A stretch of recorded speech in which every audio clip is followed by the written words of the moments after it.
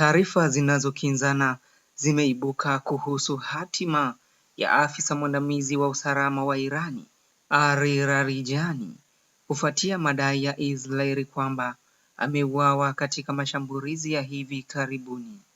Waziri wa Ulinzi wa Israeli, Israel Katz, amesema alipokea taarifa zikithibitisha kuwa Larijani amefariki dunia baada ya kushambuliwa katika operesheni za kijeshi zilizofanywa usiku kucha.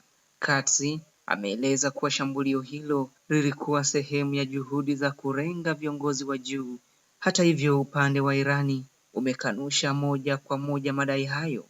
Vyombo kadhaa vya habari vya Irani vimeripoti kuwa Larijani bado yuko hai na vinatarajia kuchapisha ujumbe wake rasmi muda mfupi ujao, hatua inayolenga kupinga taarifa za kifo chake. Kwa mujibu wa ripoti hizo, mashirika ya habari ya Irani yameashiria kuwa ujumbe huo utatolewa hadharani ili kuthibitisha hali halisi ya afisa huyo.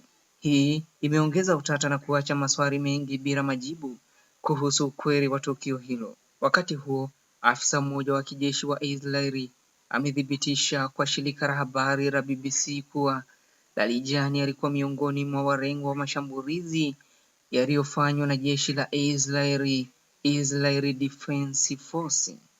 Wachambuzi wa siasa za kimataifa wanasema hali hii inaonyesha wazi vita ya taarifa kati ya pande mbili, ambapo kila upande unajaribu kudhibiti simulizi ya kinachoendelea. Wameonya kuwa katika mazingira ya mvutano wa kijeshi, taarifa za haraka zinaweza kuwa na upungufu wa uthibitisho wa moja kwa moja. Tukio hili linakuja katika kipindi ambacho mvutano kati ya Israeli na Irani unaendelea kuongezeka, huku mashambulizi ya kulipizana yakiripotiwa katika maeneo mbalimbali ya ukanda wa Mashariki ya Kati.